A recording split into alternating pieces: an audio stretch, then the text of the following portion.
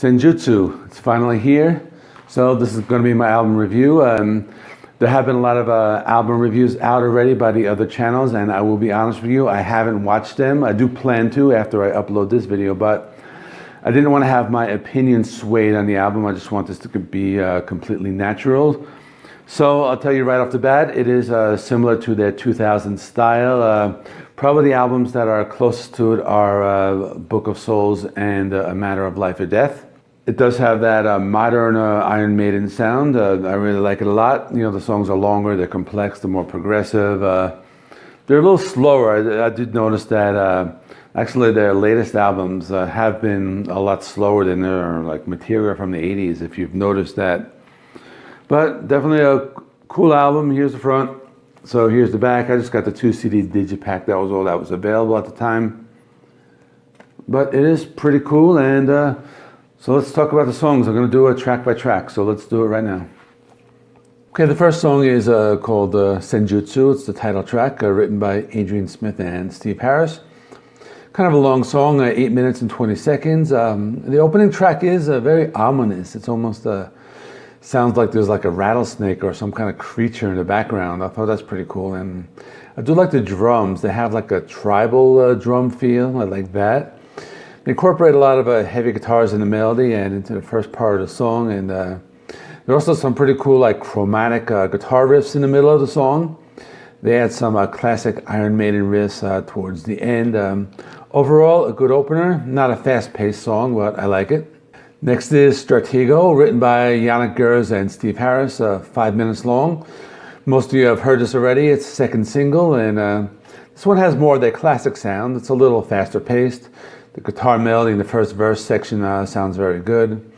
Has their classic gallop, and I think it's a pretty cool choice for a second single. Also one of the catchiest songs on the album, and at the same time does have some complex riffs and tempo changes. Next is Writing on the Wall, written by Smith and Dickenson. We all heard this one. It was a lead single, and I did do a review of it. And I did remember saying that usually the lead single is not very like representative of the whole album, and I think fans might have been a little worried that they were going to release like a southern rock album or something like that. I like the acoustic parts. I like how it's different, and I do like how it stands out. So that's all I'll say about that for now. Now, some of the deeper cuts, the ones we haven't heard. So track 4, Lost in a Lost World, written by Steve Harris. 9 minutes, 31 seconds, and it's actually only the 4th longest song in the album. This one is slow and atmospheric, has some acoustic strumming in the intro. I like how they use like an echo effect in Bruce's vocals, and it does have like a faint sound of a choir in the intro. After about 2 minutes, kind of goes into that classic Iron Maiden territory.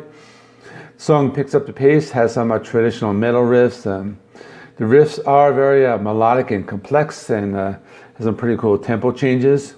The outro is pretty cool, and the song slows down to the end of the song. Next is Days of Future Past, written by Smith and Dickenson. Short song, 4 minutes long. Actually might be my favorite deep cut from the album. You know, the opening riff reminds me a little of like classic hair metal, maybe like Motley Crue. Or could even sound a little bit like a Speed of Light from Book of Souls, but you know, it's still a Maiden song. You know, it has that classic sound. You know, as it goes along, it does move towards their more traditional sound. It's a little faster paced. I do like some of the guitar effects they use on this one, and so now as we get into the rest of the album, there are a lot of more like those like longer, complex songs. So this is the last song on the CD, on disc 1 of the CD, called The Time Machine. About 7 minutes long. Has that classic Steve Harris style, slow intro and the clean guitars. Has some keyboards, some softer singing. The heavy guitars come in after a minute, and it is a fairly slow song. The part I like best about the song is at the 4 minute and 30 second mark. They do a tempo change and goes into really cool like heavy riff and goes right into the solo. Song ends with a slow melodic guitar going into a quiet intro. So on CD number 2, we have The Darkest Hour, written by Smith and Dickenson. 7 minutes, 20 seconds, and the intro is a little different. It's almost like a progressive rock with like layered guitar and bass tracks. Has another slow intro. The tone of the song is a little more ominous, and it's a slow-moving song, but I do like how it has that like classic metal feel as well. For this song, I won't say it's one of my favorites as now, but I think this is one of those songs that's like gonna grow on me like over time. Second song on disc 2, Death of the Celts, written by Steve Harris, 10 minutes, 20 seconds. Now, this is the point of the album where there are like 3 like those like epic, like very long Steve Harris songs to close out the album. So this is the first one of those 3. And this is probably one of my favorites since I started listening to it. Has a slow bass intro with the keyboards and clean guitar, and the song reminds me a little of The Klansman, and I like that song a lot. So I think this would be a really good song if they performed it live. It's a slow builder. About halfway through the song, starts to pick up pace.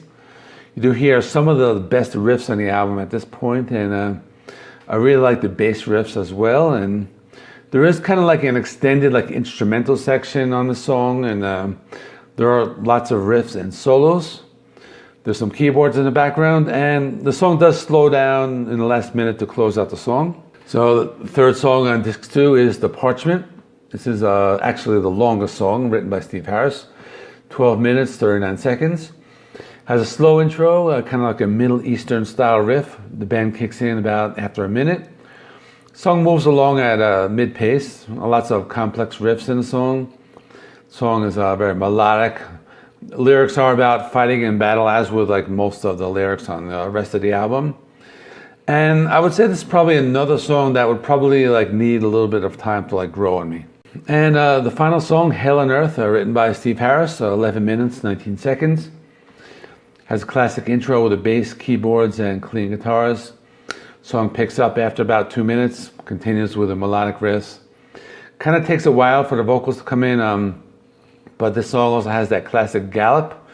Some melodic parts towards the middle of the song, and there are also some heavier parts here as well, and the song does end with their classic like melodic outro. So I think it's a pretty cool way to end the album. So in conclusion, I'll give it, as a score, I'll give it a 9 out of 10 for now. It's really hard to like properly assess like an Iron Maiden album like right after its release. As of now, barring the first 2 singles, my favorites are Days of Future Past and Death of the Celts. I think The Parchment and Hell on Earth do have potential to be great songs for me, but I do need some time, just to, let them grow on me a little more. The Darkest Hour is another one. I think that will grow on me a lot more as it goes along. And I think if you like the Book of Souls, you'll definitely like this album.